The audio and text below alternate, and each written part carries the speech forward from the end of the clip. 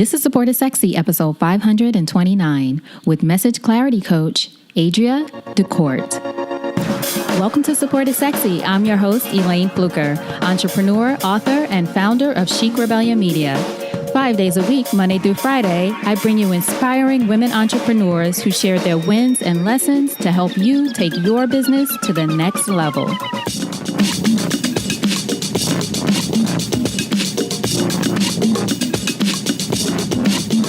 Here we go.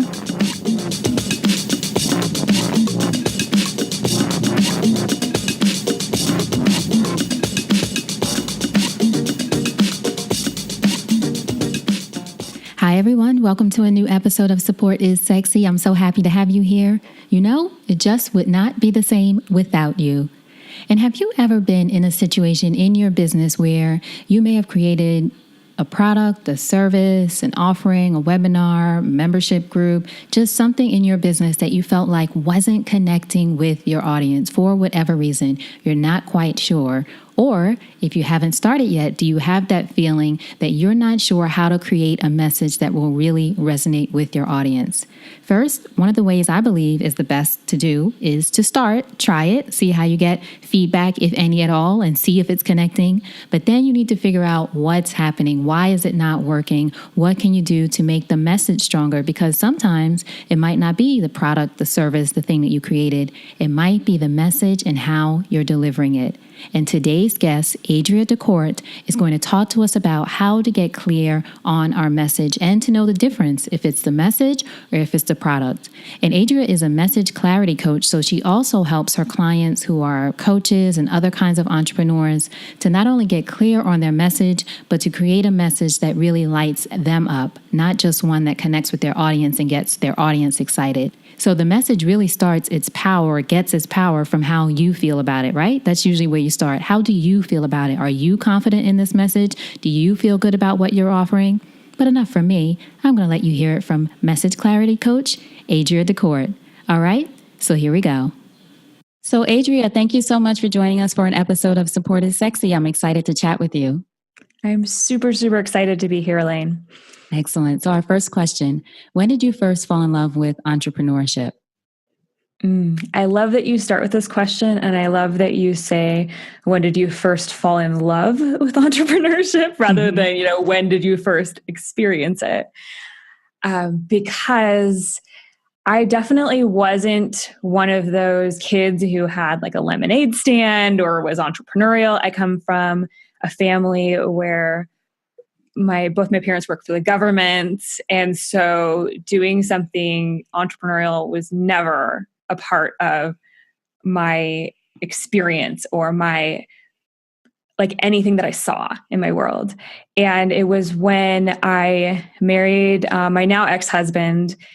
We got together pretty young, but he was always entrepreneurial. So it was like I was exposed to it for a long time.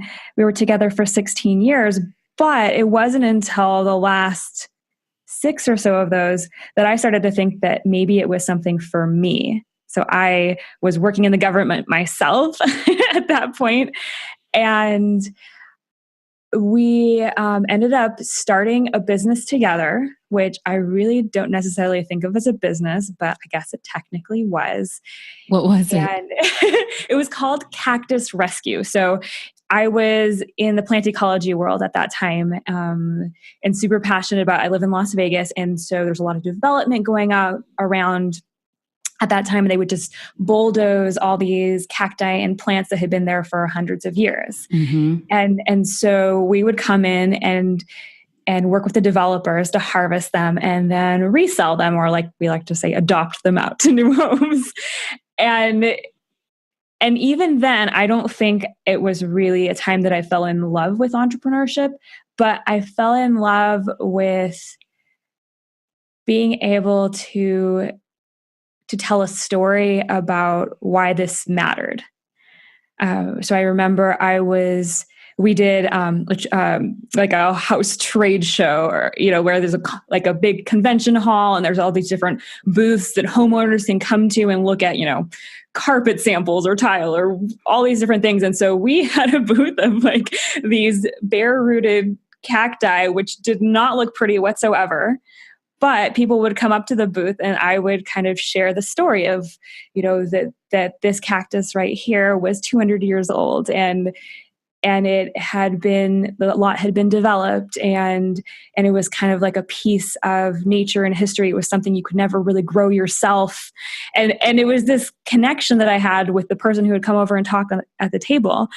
And I ended up selling a lot of these cacti, not because I think, I don't even know if the people ended up planting them. If I think about it now, I think that they bought into an idea and being part of something. And I think that was really my first taste of entrepreneurship. Now, that was totally a hobby business because we literally did not make any profit off of anything. Mm-hmm. But it got me dipping my toe into this idea of having a mission and then having something for sale that connected back to that mission. Right. And how people connect to that mission too, or the storytelling part of it, right? Exactly. And honestly, it wasn't until a couple years, maybe even 3 years later or something, that I decided that I wanted to start my own business. And then things kind of started snowballing from there. And I realized how much I loved being able to create what that mission was and what that vision was and create the connection with the people that I was selling something to. So there was like a gap between those things. It took some incubation, I guess. Right. Incubation. That's a good word.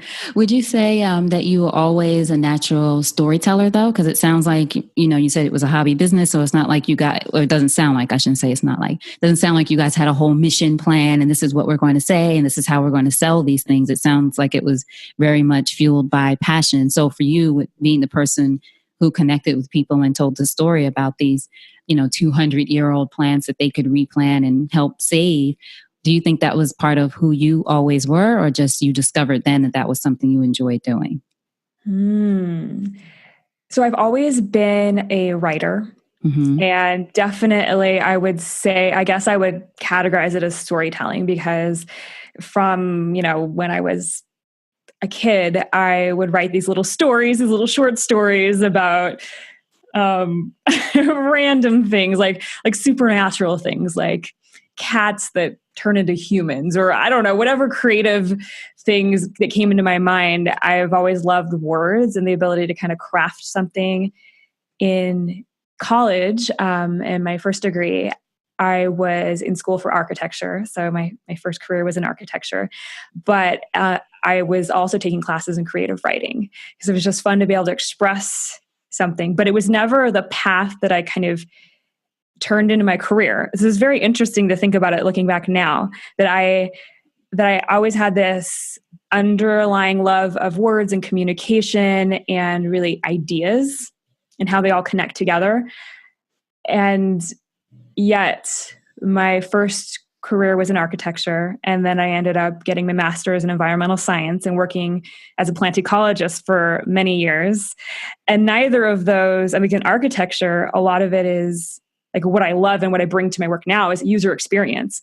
But when you're presenting a project, you are trying to show that project with as few words as possible, actually. So it's very interesting. And then plant ecology is more about what is this project that you're doing actually creating? How are you affecting the environment? How are you making things better? How are you kind of creating the impact? But there's not as much focus on the story. So it's very interesting to think about that, right? This whole evolution that we go through in our lives and in our careers and our businesses. And usually there are just moments along the way that are small turning points. Some people have the big, huge catalyst turning point. But then what I love part of interviewing women, especially trying to go back a little and talk about, where you started, or as the first question, where you first fell in love with entrepreneurship. Sometimes it's fun to hear my guests kind of reflect back and think about, I never thought about that. Or, that I was like that when I was younger. So I'm always intrigued by just that evolution, as you said.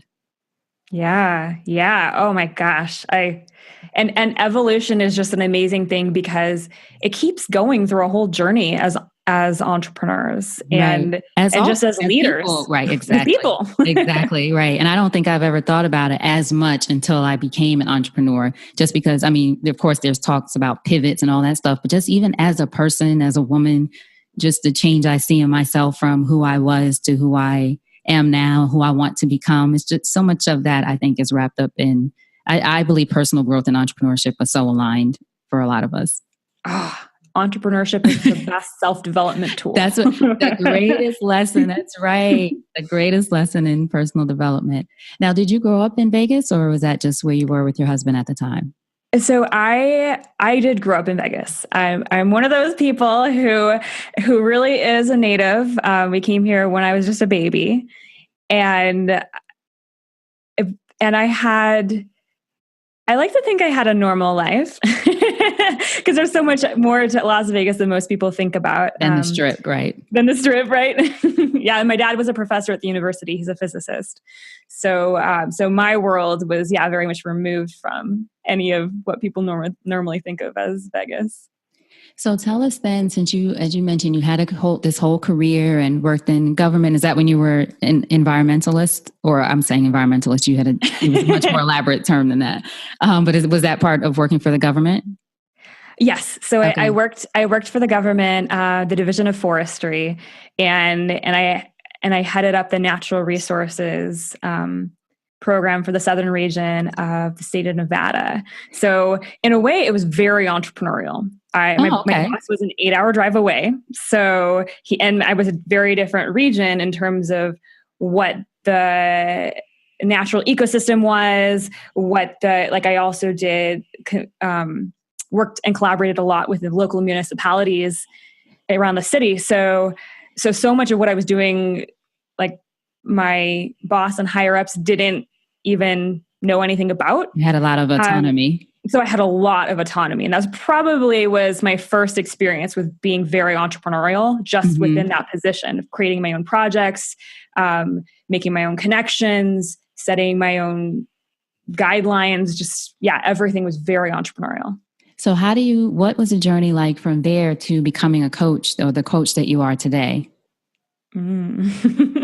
Yeah, that's such a good question, because when I was at that position, I really, I loved the mission behind what I was doing. It meant a lot to me. I'm such a hiker and an outdoorsy person, but I was feeling this calling that there was something more for me, that there was something more I needed to be saying, that there was a bigger way that I could make a difference. It's probably not any surprise that in the government, your hands are a little bit tied and things move really slow. And so a project might take 6 months to get underway. And I just felt like I wanted to do things and move. And so I started reading, this kind of all coincided at the same time. So I started reading different blogs because I was really getting into wellness and health. So I was reading all these blogs, like plant-based and things like that, and fitness. And I was looking at these writers writing them and feeling like, well, I could do that. I wish I could kind of share my voice and have a following. And I was listening to podcasts, and I was super passionate about them and just how they were creating this community around their message and their mission. And so eventually, on the side, I started a blog, meaning for it to be a business from the beginning. And I was just sharing what I wanted to be sharing. And it was around plant-based living and living a conscious lifestyle and health, but balance instead of perfection. And it was like a really big message that was strong for me at that time in my life. And it sort of evolved into me being more passionate about that than I was about my career, and feeling like I had to give it my whole thing. And I ended up leaving my secure government job probably way too soon, taking the leap, jumping into full-time entrepreneurship. And within the first year, I really wanted to get myself out there. So I ended up deciding to produce this one-day event. And that event was like a really big deal for me. I spent 3 months of 80-hour weeks up to it. I had a marketing team. I was like promoting all over the place. I had gotten guest speakers. I had hired a professional videographer. I collected sponsors for this event. Like, I made it a really big deal for myself because I was thinking, I want to get myself out there. And the day of the event comes and I have about 60 something people in the room. It feels like a huge success. And people are talking about the transformation that they're experiencing, and the shifts and how good my energy is, and all these like raving reviews during the day. And at the end of the day, I walk over to the clipboard that I had out collecting names of people who wanted to have a call with me to see if we could work together, and there was 0 names on it. And about the same moment as my heart is sinking to the floor, right? One of my speakers rushes over excitedly and shows me her clipboard she had put out, and there's 10 names on it. And I think that was a moment that was really pivotal in me becoming the coach and doing the type of work that I am today, because at that time I was a wellness coach, but I didn't really know how to talk about what I did or how to share why it mattered to people. Like, I didn't really understand that these things were important at that time.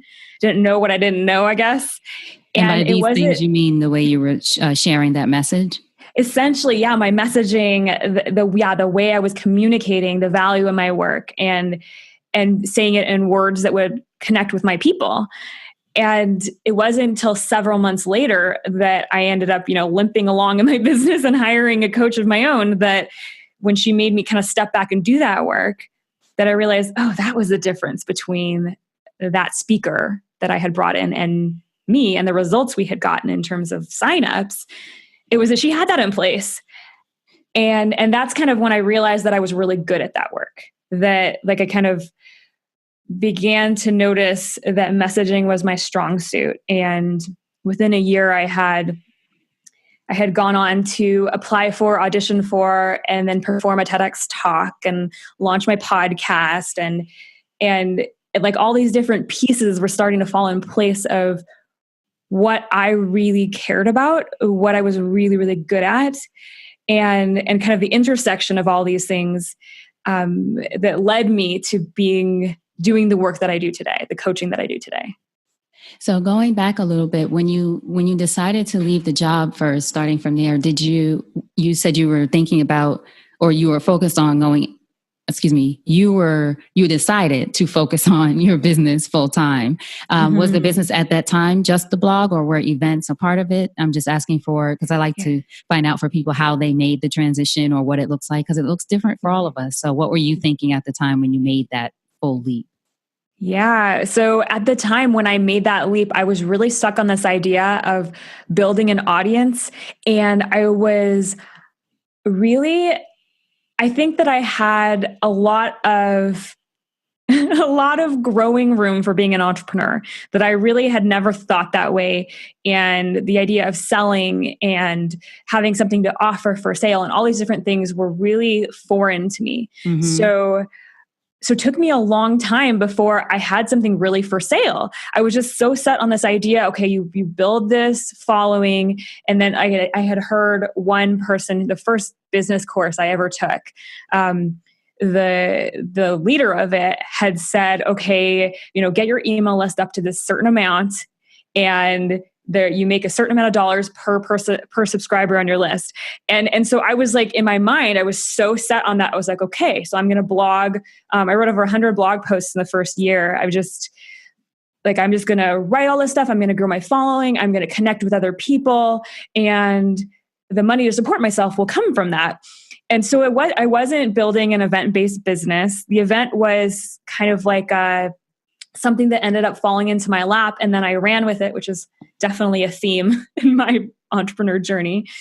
And so I mean, if there's anybody out there who has experienced that leap and then not really having the mindset and the the understanding like of what it means to actually make money in a business. I just know that I've totally been there, that it took a lot of shifting how I saw things.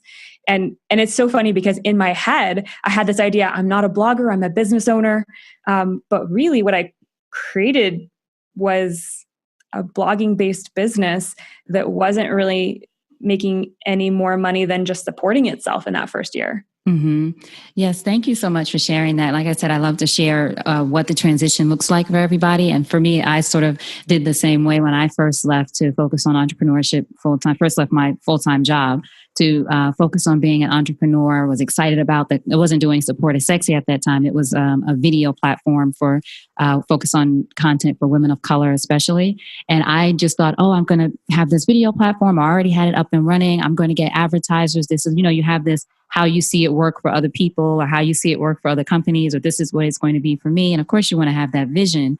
But I think it's sort of like, for me, I won't project this on you. It's like, they say you jump out or leave the nest and whatever it is about creating, spread your wings on the way down or something like that. For me, it was, I wasn't even thinking about the wings. I just want to get out of the nest. I just want to do this thing. But it's sort of, you have to think it through. You don't know. You can't, you don't know what you don't know. So you can't plan for everything. But for anyone listening who's thinking about taking that leap, if you think it's just the right move for you, go ahead and do it. But make sure as much as possible, you try to think through, how am I really going to, even if not make money in your business, support yourself so you have that peace of mind during that time that you're growing your business. Would you agree? Yes, I would. And one of the things that I know about myself and a lot of the women that I work with is that sometimes we are so good at perfecting things and polishing things and having everything perfect before we put it out there. So yeah, I think that it's really important to have the piece of this that's like, okay, step into it, take that leap, have the trust, because if I didn't have trust, I wouldn't be an entrepreneur right now. Like I never would have made that first step. And I was feeling like you were saying, you did describe how I was feeling as well. That I just needed to do it. I just needed to, I had to get and just do it full time. I had the hard way, but yeah. It just needed to happen for me. But one thing, I will say along those lines is that I would focus first on having something that you can be selling. And with a lot of my clients who are more beginners, that's often one-on-one work because it's a higher price point and higher leverage with that, so that until you have that audience built, you do have something to sell and you do have a way to support yourself off of your work, that you don't actually have to have a huge audience and community built before you can have your business and have it supporting you. Right. And so those are the things a coach can help you think through, especially if you haven't been a full-time entrepreneur before, right? Right. Yes. Yeah. It's new muscles to be built. It's new. That's a great way to describe it. That is a great way. I will give you credit twice for that. I'm going to take it run with it. No, that's a great way to describe it. It's new muscles that need to, exactly. Which is a reason I think for the women listening, not to feel guilty if, like me, and I'm sure like you too, Adria, you get some things wrong. You're building new muscles. Some things are going to go wrong. You're going to learn as you go, like you with your empty clipboard. You learned a lesson today, right? Right. And I think, and it's so beautiful because each of those moments are those learning opportunities. And if you think about it, if we want to go along with this muscle analogy, when you're working out and you're building muscles, it's like continually going in and doing repetitions. Right. And sometimes you have good days, sometimes you don't have good days, but it's continually moving forward.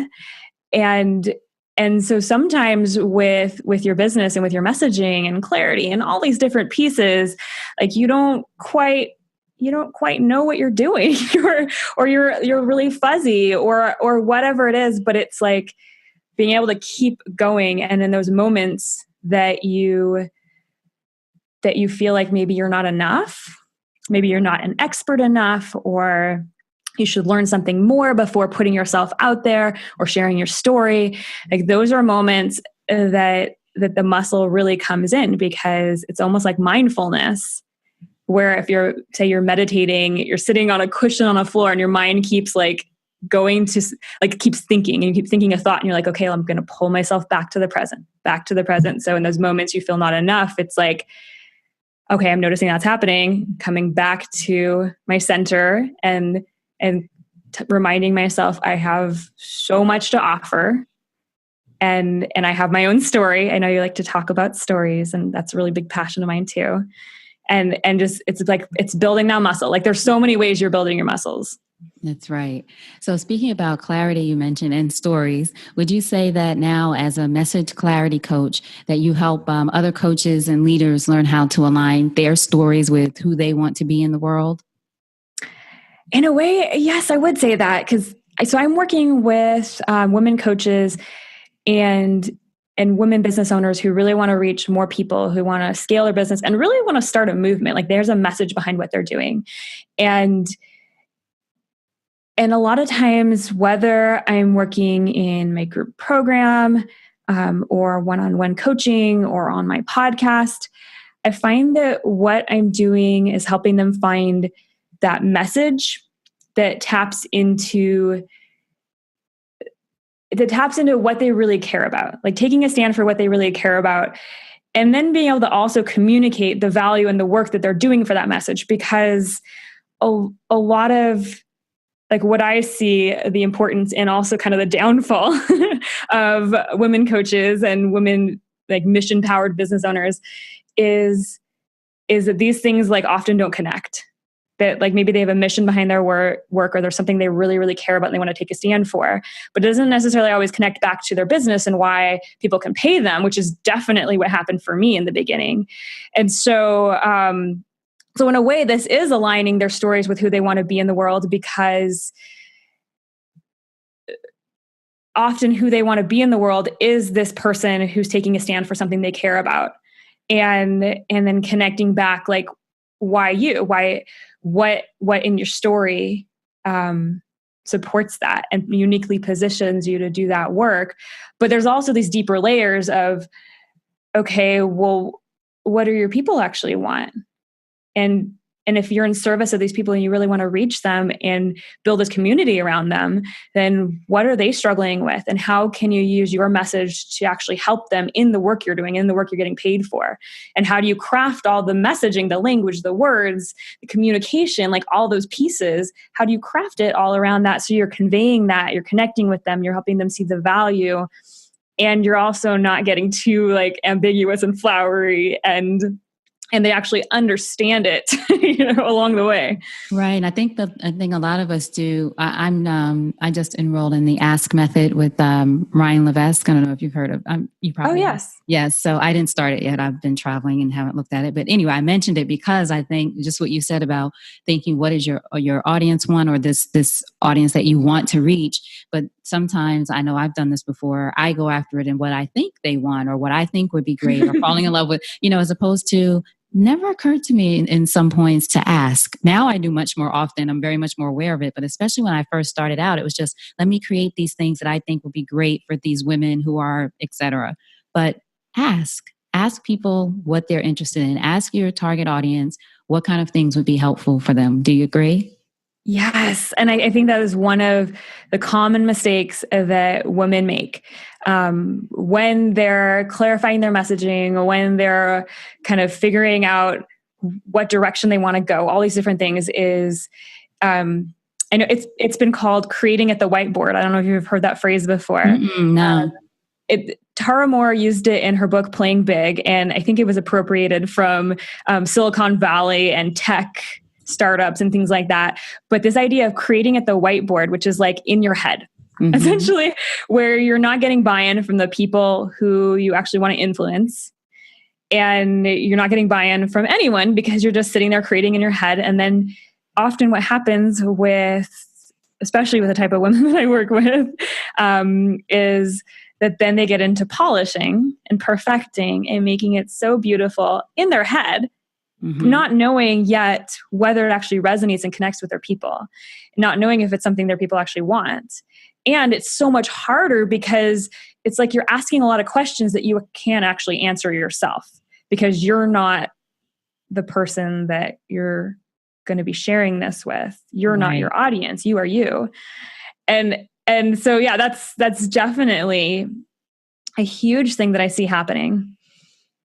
And I love that. That's interesting. Like you said, you're not your audience, you are you. Is that something that we get tripped up with also? Because usually people think, oh, I'm starting this for someone like myself. But even then, it's still not you, it's your audience. Right. So one of the things that happens for a lot of really talented coaches and business owners is that even if you were that person 2 years ago, it can sometimes be really hard for you to tap into what that person's feeling. Mm-hmm. And I definitely have exercises I can share with you that help you tap in. But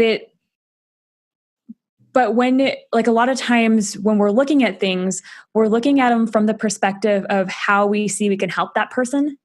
But that's not necessarily going to connect with that person where they're at right now. So I like to say to take your expert hat off.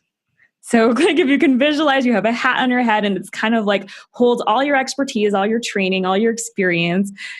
And you kind of take it off, you put it to the side so that you can actually step into your people's shoes and look at from their perspective. This goes back to my architecture days and user experience of being able to kind of step into your audience's shoes and see how they're looking at your brand and your messaging and what you're saying from the outside.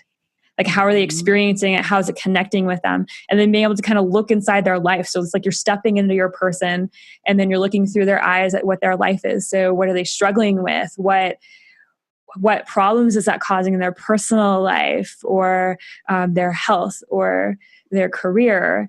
Like, what is that making them feel? What do they wish someone would wave a magic wand and just instantly change? Like, tapping into that helps you reconnect.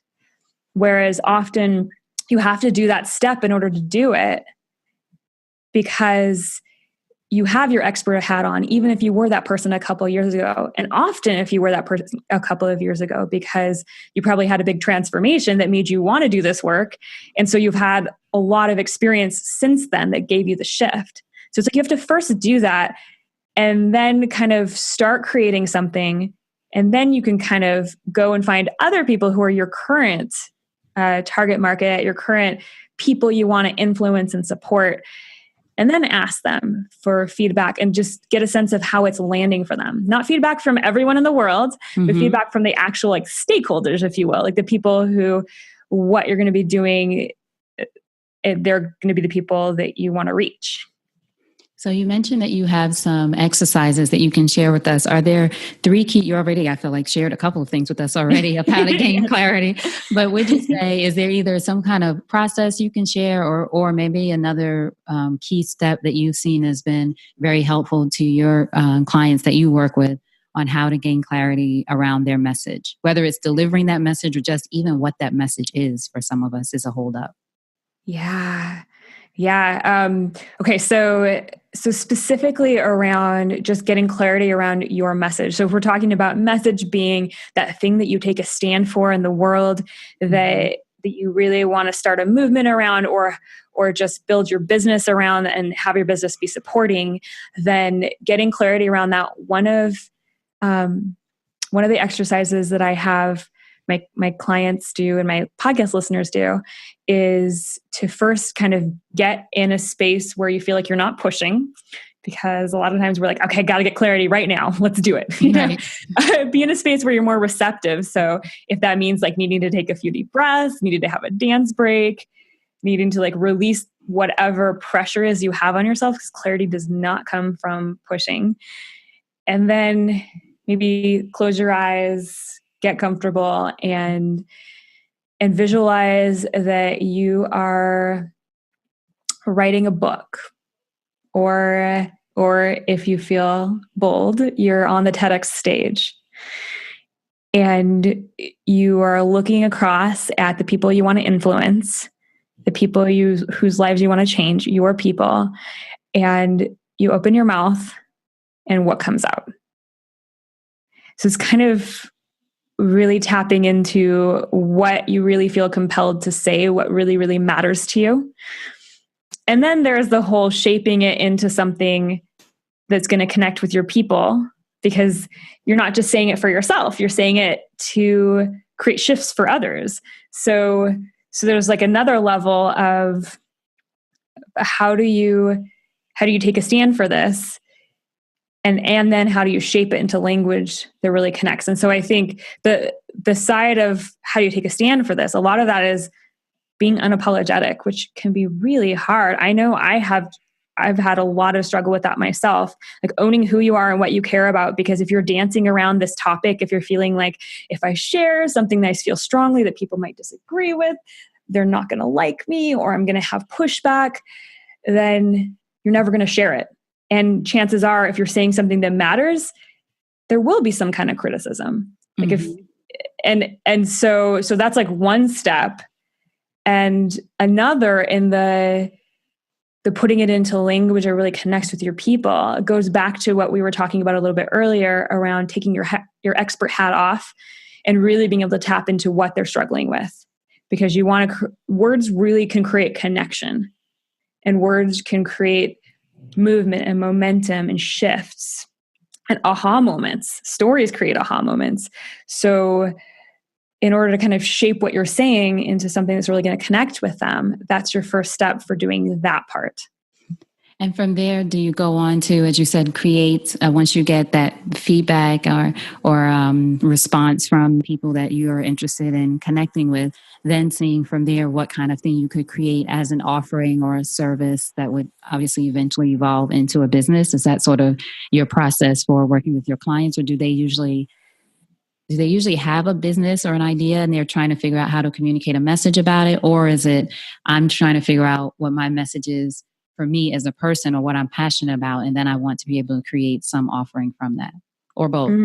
Both, honestly, both. But a lot of times when people are coming to me, they have something started and it's more about, okay, nobody is responding to it. It's not growing and I'm not scaling and leveraging the way I thought I would, or I'm ready to really make it work for me, while I'm on vacation, have my messaging work for me, have it pull in discovery calls or whatever it is. And so then we're really looking at how are you sharing that message that people can really get behind, that builds that movement, and how are you crafting everything you're saying that's really pulling your people and connecting with them. Like making them see that you're the one to support them. So it's a lot of that. And then there's also the aspect of, okay, are you creating something that you're offering to the world that really connects back to your message? Because your message is what you're getting known for. So if it doesn't connect to that, you're getting known for something that you aren't supporting people in, then there's a disconnect in what people see you as being able to help with. Right. And I think you make a good point too, even if this is what I pulled from just what you said, for everyone listening to remember too, that sometimes with your business or your idea or your service or whatever you're doing, you feel like it's not working. Maybe you're at the point where you feel like giving up, but could it possibly be it's your message or how you're sharing what you're doing or that kind of thing that is the problem, not necessarily, maybe it is the product or service, et cetera. But sometimes it is just messaging. Would you agree, Adria? Yes. Oh my gosh. Yes. Ready to throw it away. And it's like, no, it's just how you're talking about it. Yes. You hit on something that I see all the time and I'm so passionate about. It's the idea that a lot of times when we feel like we're ready to quit or we're pushing so hard that we're burning out, it can be a simple shift. It can be a simple shift in how you're communicating about what you do, how you're sharing that messaging, that message, and the offerings that tie to it. Like these little pieces, that can be what it is. And it kills me because so often it does make us as women feel like we're not enough, like that there's some problem with us, that we're not good enough. And that's the reason people aren't coming in, they aren't engaging, or they're not becoming clients or whatever it is. When it could really just be these simple pieces and just tweaking them, getting them in place. And not everyone is naturally gifted at this. And it's not a bad thing. It's okay. Right. And it's funny, big companies hire, they may not tell us, but they hire agencies and, these huge other companies to help them get their brand message and all kinds of things together. Or same thing with advertising and all of that. But a lot of us as women entrepreneurs think, well, my whole thing is letting women know we don't have to do everything alone, right? But a lot of us do think, though, I got to figure this out. I have to figure out my message. I have to figure out this. And you are an example of a person who is there to help people do this. And it's okay to need support in doing that. You can't be great at everything. And even if I would say, and let me know if you agree, even if you are good at it, sometimes even when you're great at something, it's difficult still to do it for yourself, right? You still need someone from the outside. Even you are an example. You went and got a coach to help you with the message and you help other people. Yeah. And it's so true. And I want to say that because I don't want anyone to ever think that, that I'm not human too, you know? Right. I even recently, I felt like out of alignment in what I was saying and what I was doing. I was starting to feel burnt out. Something wasn't quite right, but I couldn't see it because I was too close to it. And I hired a coach, not necessarily for the messaging, but just to help me get outside of myself and see what was going on and help pull things out of me that I was having a really hard time seeing for myself. Yeah. Yeah. So what would you say? Support. That's right. Yes, ma'am. What would you say that your support network looks like? Speaking about your coach, is there anyone else in your circle, in your business or personal life that's supportive for you?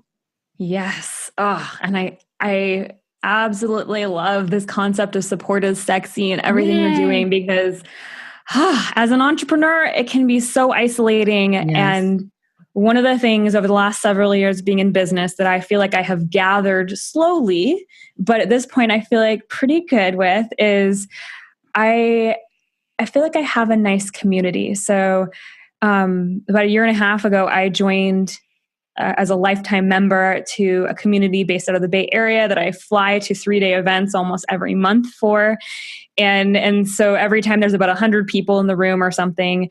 And so it's like that community energy that I get to get in and it's like we're all growing businesses. Everyone's very heart-centered and like mission driven with their business. And I get to just kind of soak in that energy and connect with people. Is it a group everyone can join or it's an invitation only kind of thing? It's a paid thing. So it's actually it was a lifetime investment. Okay. But it's called Thrive. Thrive. Okay. Thrive Academy, I'll link to it. Okay. Yeah. Yeah. Yes. They have regular, scholarship based events that people can come to and get a taste. But that community energy has been big for me. My coach right now, I feel like I have consistently had some type of coach or someone that I can kind of bounce things off of because I'm an external processor. And once again, that whole creating in your head it can be a dangerous thing. So I always normally have at least some type of coach based on the level my business is at. And I keep leveling up as I go, higher and higher level strategists and mentors. I also have a speaking mentor. So just someone that is a dear friend of mine. I love her. I love her daughter and her family. And she lives here. And she's been, we've been in each other's world for several years now. She was my first speaking coach. Her name's Alexia Vernon. She is fabulous. She actually has a book that's going to be coming out at the end of the year. I think it's called Step Into Your Moxie. So she's been a fabulous support just in me being able to own my own things I care about and who I am and take a stand and do my TEDx and all that kind of stuff. That's awesome. Now, Alexia, Alexia, Alexia, Vernon, Vernon. Okay. Yeah. I'll link to the site too. Shout out to Alexia. Shout out to Alexia. We're going to link to you, Alexia. And I've had a local mastermind of 3 of us here in Las Vegas for the last, I think, 4 years. We've met monthly. And so it's just been awesome to see each other's businesses, which are completely different businesses, just see them grow and shift and evolve and know someone else and have them know my business. And I have a really good list of support here. That's great. I also have like some biz besties. We ended up going into like doing a side project in business together last year for about 9 months. So just women who like really get what it's like to be in entrepreneurship. And that's been like just a huge thing to have other people who understand what I'm going through. Cause, even, my boyfriend doesn't really fully get it, right? It's my journey. And then right now, because I just love having these types of conversations and being able to reach more people and connect with like podcast hosts who are fabulous, being a podcaster myself, like I so value that. Right now I have a publicist who is reaching out, and I know this is work you do too. She reaches out to different shows that she knows would really resonate with me and I could have a great conversation with. And so that's like a way that I am able to keep having those conversations and keep reaching more people and connecting with new people. And podcasts are a great way to do that. Mm-hmm, sure As are. you and I both know, having podcasts, being on we're all about podcasts over here. Excellent. Now, what would you say entrepreneurship has taught you about yourself as a woman? Entrepreneurship has taught me that I'm brave and that I lean into challenges and fears versus leaning out and stepping back. I feel like I'm a natural worrier and I'm also a natural perfectionist. So it's been such a beautiful playing ground for me to be able to explore and experiment and almost have to step into the things that feel really hard and feel uncomfortable. And then by doing that, grow at the same time. Right. Now, in closing, if you think over your life and career and you had the chance to thank only one person whose support was critical to you personally or professionally, who would that be and what would you say? Oh my gosh. I have two people who are coming up. One was a little bit surprising, but one was my ex-husband, because he instilled this idea of entrepreneurship and of being able to go my own way and do my own thing and think for myself and be this independent person. So I feel like he really started me on the journey, and even my beginning of my business, he was a huge support. He was there a lot. We're still friends.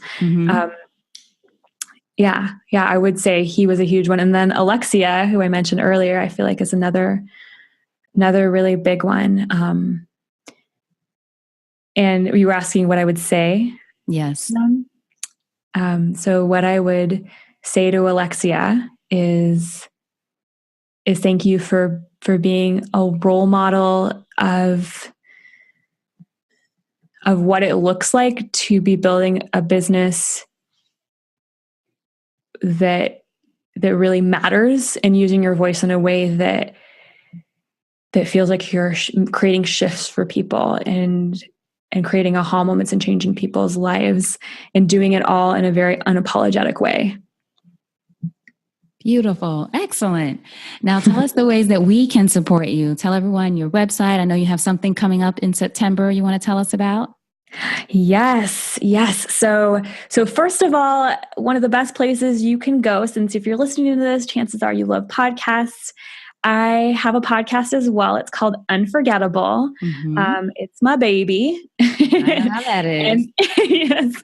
And it is all around a lot of the things we talked about today. This being a personal brand, sharing your message, figuring out what that message even is, communicating it, all those little pieces. And you can find that at unforgettablepodcast.com. And my link to it. Yes, make sure you link to it. And one of my favorite ways to have a two-way conversation is through Instagram. So my handle over there is just my name, Adria DeCorte. And that's a great way. Like if you're listening to this and you're resonating, I would love to connect with you. Come say hi, comment on something, say hi, say where you found me. I would love that. And then, like Elayne was mentioning, I am doing, starting September 24th, this is 2018, I am doing a challenge. It's called 5 Days to Your Unforgettable Message. It's online. And if what we've been talking about has been resonating with you and you're like, okay, I need to figure out this message, that is a place to help you take a stand for what that message is so that you can serve more people, scale your business, and start a movement. And I would love to support you in that. I would love to see some Support is Sexy listeners in there getting that support.